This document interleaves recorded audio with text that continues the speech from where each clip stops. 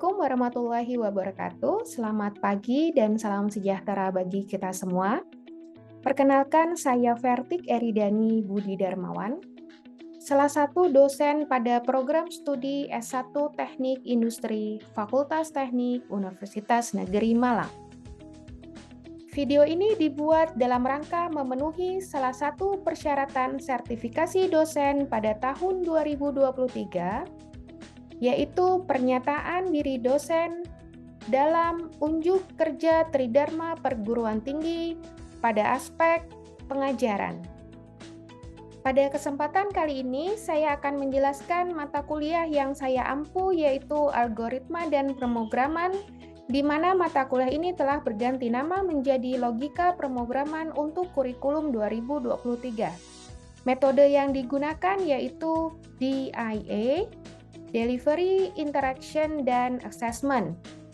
Untuk delivery, ada 4 aspek yang akan saya jabarkan, diantaranya deskripsi mata kuliah, capaian pembelajaran, materi pembelajaran, dan referensi. Untuk interaksi atau interaction, yaitu metode pembelajaran, dan yang terakhir untuk assessment, yaitu penilaian hasil belajar mahasiswa.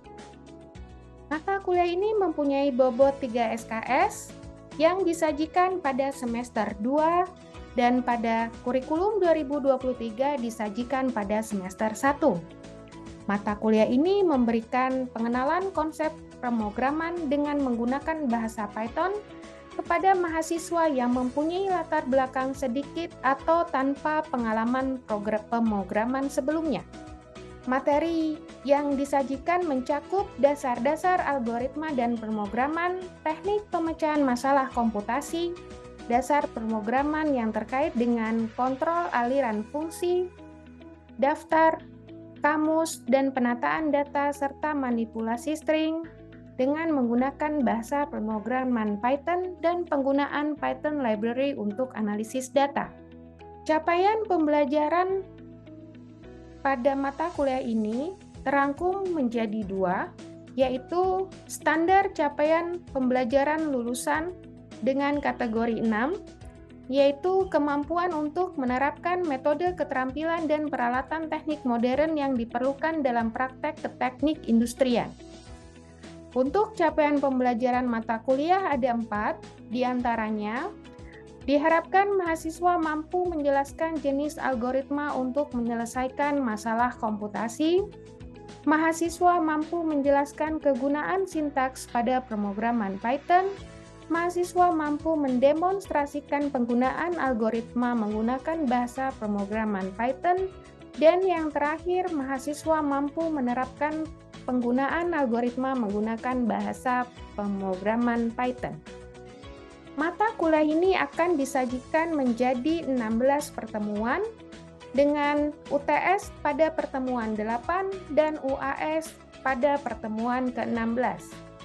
Materi yang diberikan pada masa sebelum UTS meliputi pengantar algoritma dan pemrograman, flowchart, fungsi print dan input, string manipulation, variables, data types and converting types, control flow, and logical operators. Dan materi yang akan diberikan setelah UTS diantaranya Python Dictionaries and Lists, Loops, Function, dan Projects. Untuk referensi yang digunakan terdapat 5, yaitu e-learning pada programming.vertikeridani.com serta tutorial pada python.org. Dan 3 buku yang dipakai adalah Introduction to Computation and Programming Using Python by John V. Gutak, Python Crash Course by Eric, dan Introduction to Algorithms by Thomas dan kawan-kawan. Sistem pembelajaran pada mata kuliah ini menjadi 3, yaitu tatap muka di kelas, sinkronus, dan asinkronus. Dengan metode pembelajaran aktif, yaitu menekankan pada kolaborasi dan partisipasi mahasiswa berupa case method dan team-based project, yaitu diskusi kelompok, pemecahan masalah, dan studi kasus. Media pembelajaran yang digunakan Zoom untuk sistem pembelajaran sinkronus, LMS UM berupa Sipejar, Discord, platform komunikasi, serta e-learning yaitu programming.vertikeridani.com. Bobot penilaian pada mata kuliah ini terdiri dari 5, diantaranya sikap sebesar 10%, kuis sebesar 10%, UTS sebesar 15%, UAS sebesar 15%, dan case method and team-based project sebesar 50%. Setelah ini, saya akan menyajikan cuplikan video tatap muka terkait pembelajaran di kelas mata kuliah algoritma dan pemrograman. Selamat menyaksikan.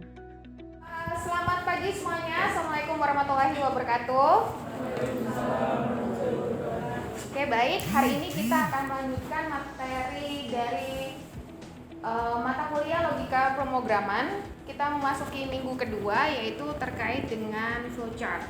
Sebelum kita mulai perkuliahan pada pagi hari ini, marilah kita berdoa menurut agama dan kepercayaan masing-masing.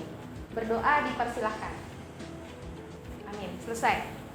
Oke, baik.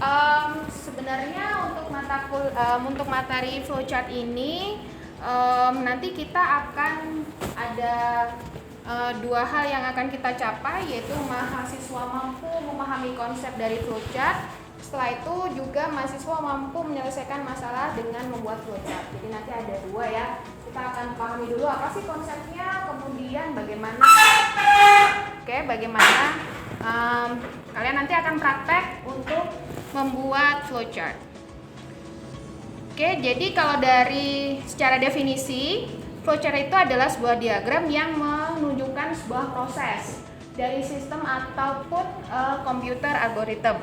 Nah, kenapa kita butuh? Karena dengan adanya flowchart, maka kita akan lebih tahu untuk apa sih step-stepnya dalam menyelesaikan sebuah permasalahan gitu ya. Jadi masih ingat kalau sebelumnya kita tahu kalau misalnya kita bicara algoritma itu kan sebenarnya kita menyelesaikan masalah yang besar. Kemudian kita bagi chunk-chunk, bagi lebih kecil.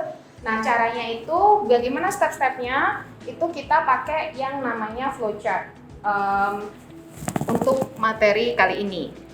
Kemudian kita tahu bahwa flowchart ini nantinya itu akan kita jadikan fondasi untuk kalian memahami, mentransfer flowchart ini ke dalam bahasa pemrograman yang akan kita pelajari minggu depan, yaitu bahasa pemrograman Python.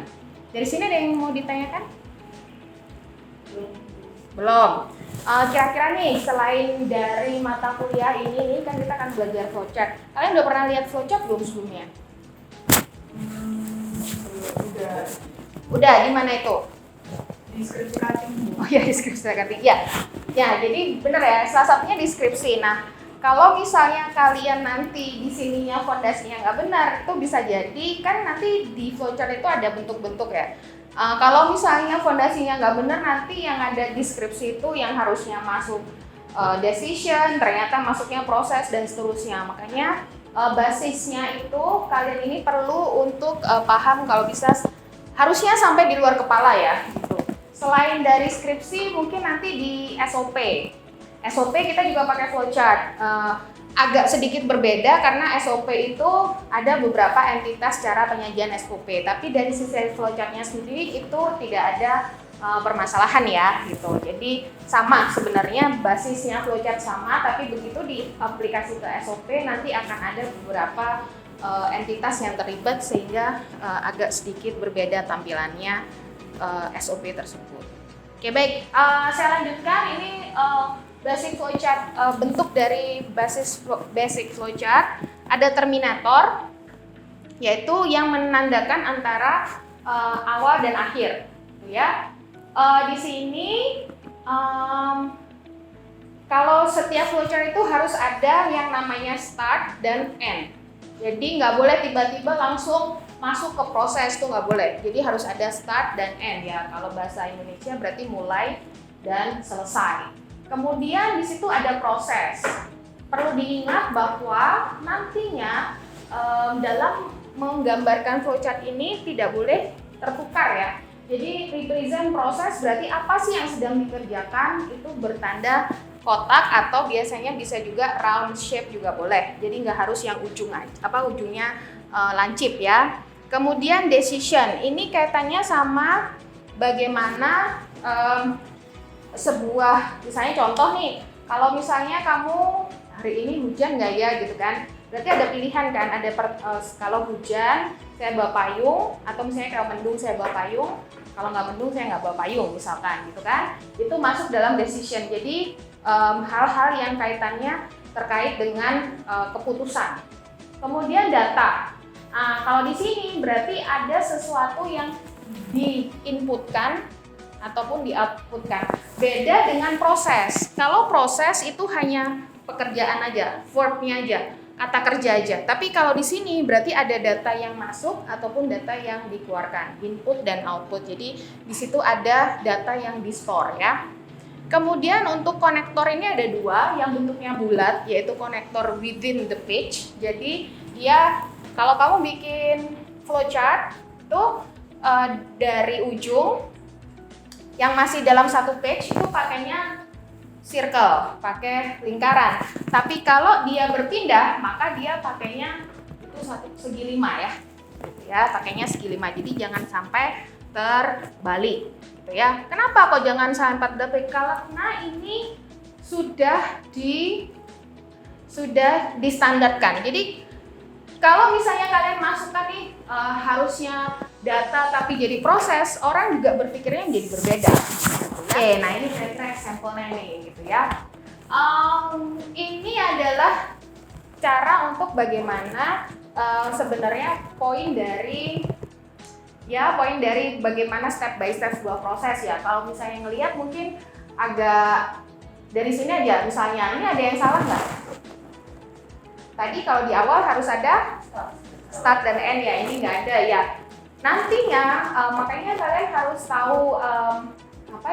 tahu basic konsepnya supaya, karena kalau di luaran sana itu ya as simple as gini aja gitu, dia akan kotak gitu ya. Tapi kalau udah dari dokumentasi gitu ya, yang dokumentasi resmi kayak SOP dan seterusnya, itu ya harus tahu startnya di mana, endnya di mana. Kalau kayak gini ini kan coba ya, ini saya pertanyaannya I should cook more gitu ya. Kemudian ada buy ingredients, kemudian put some in a pan, cook. Terus does it taste good gitu ya? No, I kinda gitu ya. Terus ternyata dia minta masukin di fridge, kulkas gitu ya. Udah habis itu ternyata order pizza, throw away leftover. Jadi yaitu kira-kira siklusnya seperti itu ya. Atau misalnya ini pertanyaan misalnya are you broke gitu ya. Oke, kalau broke, yes, misalnya get up those vegetable and going to chop them stuff, berarti kamu harus cooking gitu ya. Kalau enggak, terus gimana kalau kita misalnya take away aja gitu. Enggak, berarti kamu harus tetap masak gitu. Kalau enggak ya udah, at least get up and get some food before delivery can arrive. Kira-kira gitu. Kalau dari example kalian kira-kira ngapain biasanya? Ada nggak daily basis yang kalian agak pusing gitu? Mau makan apa kayak gitu? Mau mandi dulu apa makan? Kira-kira kalau misalnya mau mandi dulu, mau makan dulu tuh kayak gimana tuh?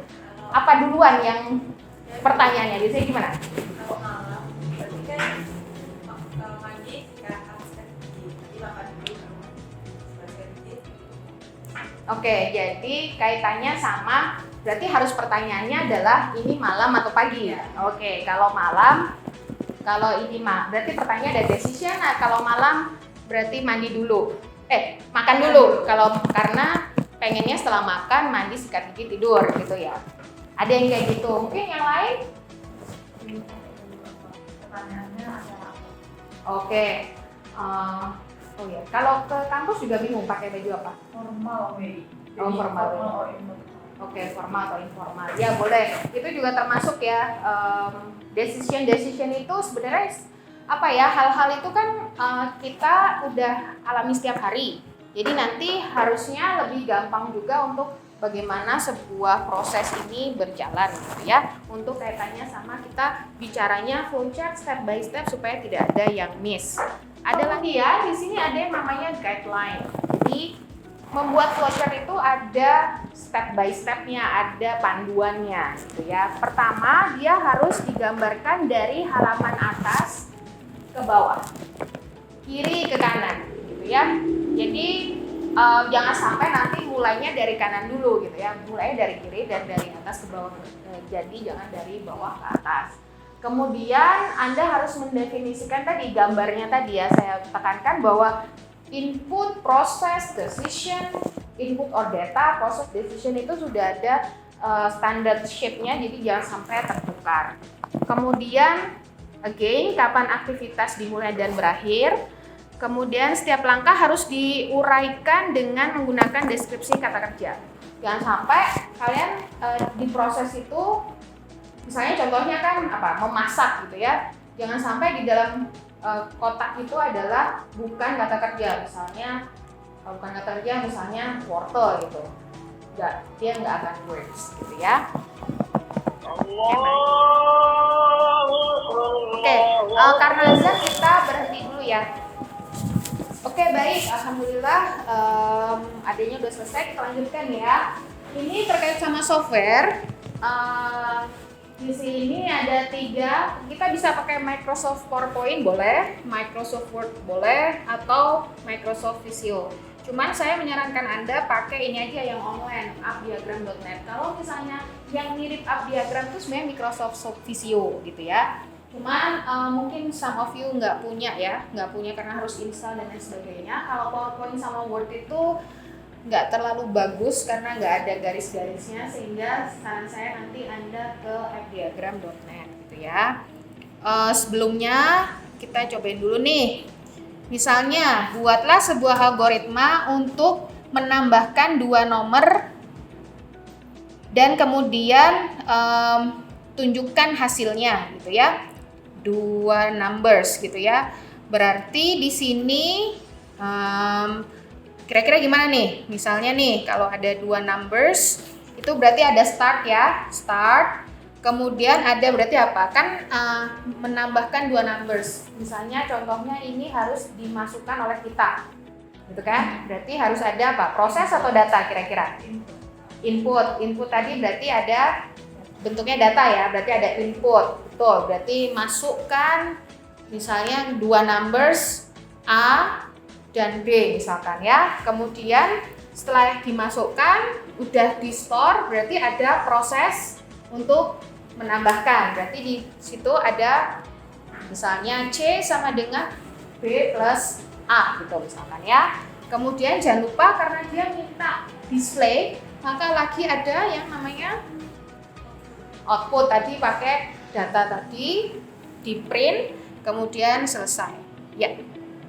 Kayak gini, jadi ada input, calculate, ini pakai bahasa Inggris, jadi udah benar ya, ada start, ada stop, terus jangan lupa harus ada yang namanya arrow dengan arah. Kalau tidak dengan arah, maka dia akan berarahnya atas bawah, sehingga ini jangan dilupakan. Kemudian, udah diserain. Oke, kalau belum kita coba ya exercise-nya ya. Nih. Write an algorithm for Instagram apps login. Oke, jadi teman-teman bisa masuk ke tadi ya, nih appsdiagram.net, gitu ya. Untuk mulai coba nih. Nah, karena di sini kan mintanya apps login, berarti kita pakai yang lebih ini aja, yang lebih yang simple dulu. Anggap saja dia di website, di HP kamu gitu ya. Terus kamu udah punya, jadi nggak perlu install, jadi udah ada di dalam HP-nya. Jadi jangan lupa ada start, dan pasti kalau namanya login kan kalian udah punya username ya.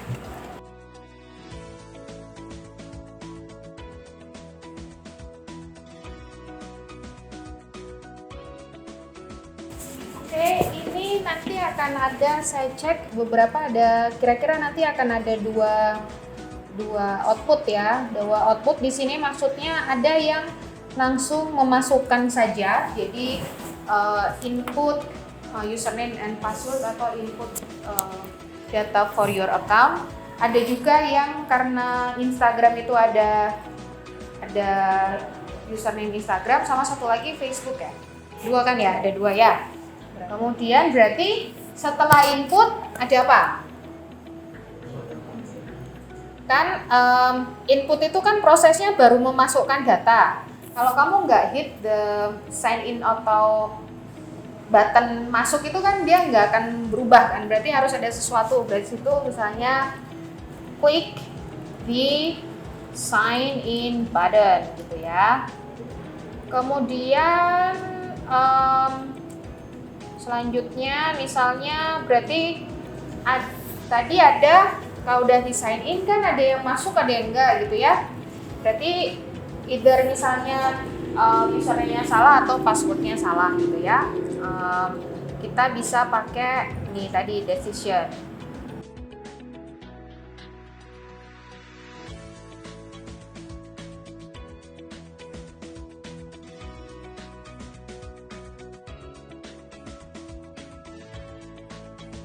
Oke, udah cukup mudah ya untuk membayangkan. Memang ketika challenge, ketika bikin flowchart itu kamu harus detail, karena possibility probably could find when you are really detail in every process gitu ya.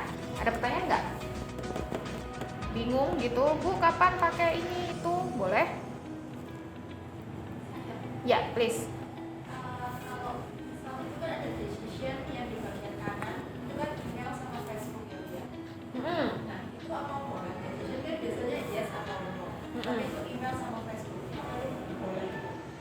Apakah itu boleh? Boleh, karena memang nggak ada pilihan. Ya memang harusnya pilihannya yes or no. Ini pun juga sebenarnya pilihannya intinya sih pilihannya tuh biner.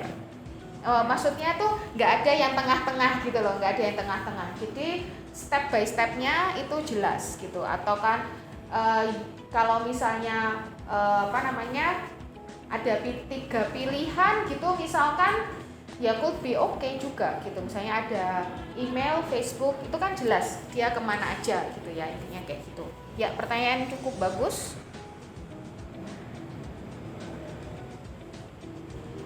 Yang jelas kalau komputer itu tidak bisa menilai hal yang abu-abu. Kalau nggak benar ya salah, nggak bisa setengah benar dan setengah salah. Jadi yaitu dia biner, yes or no. Oke, kalau sudah saya lanjutkan. Ya, jadi kita udah bisa summary-kan untuk kegiatan hari ini. Kalian sudah memahami apa itu flowchart, significance-nya apa, shape-nya apa, cara pembuatannya juga seperti apa. Kalian juga udah mengerjakan, udah praktek kaitannya bagaimana flowchart itu dibuat tadi ya.